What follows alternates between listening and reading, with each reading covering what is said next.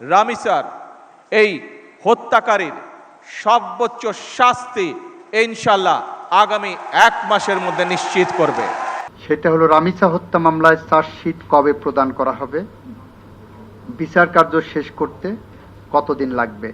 আইনমন্ত্রী মোহাম্মদ আসাদুজ্জামান বলেছেন, রাজধানীর মিরপুরের পল্লবীতে শিশু রামিসাকে হত্যার ঘটনায় করা মামলায় ডিএনএ পরীক্ষার রিপোর্ট 72 ঘন্টার মধ্যে পাওয়া গেলে ঈদের আগেই চার্জশিট দেয়া সম্ভব হবে। শনিবার 23 মে রাজধানীতে লিগ্যাল এইড সংক্রান্ত একটি অনুষ্ঠানে যুক্ত হয়ে আইনমন্ত্রী মোহাম্মদ আসাদুজ্জামান এই তথ্য জানান। এই ধরনের মামলায় DNA is a very important.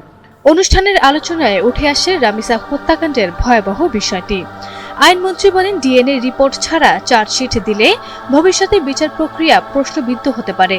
Report পাওয়ার পরপরই পুলিশ দ্রুত চার্জশিট দেবে এবং সবকিছু ঠিক থাকলে ঈদের আগেই তা দাখিল করা সম্ভব হবে।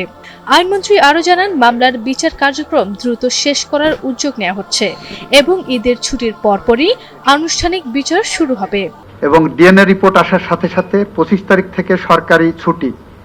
যদি আমরা ডিএনএ রিপোর্টটা তার আগে পেয়ে যাই, আমরা আশা করি তদন্ত যে গতিতে আগাচ্ছে, আমরা ঈদের আগে যদি চার্জশিটটা দিতে পারি, ঈদের পরপর আমরা বিচারিক প্রক্রিয়া শুরু করতে যা যা কর্মসূচি আছে সব কর্মসূচি গ্রহণ করে এই বিচারটাকে ত্বরান্বিত করার জন্য প্রসিকিউশনের পক্ষ থেকে যতটা ডিউ ডিলিজেন্স দেখানো সম্ভব, সাধারণ জনগণ, দেশে বিদেশে মানুষ এই বিচার শেষ করতে যতটা প্রত্যাশা করে, আমরা আশা করি সেই প্রত্যাশা পূরণ করতে আমরা সক্ষম হব।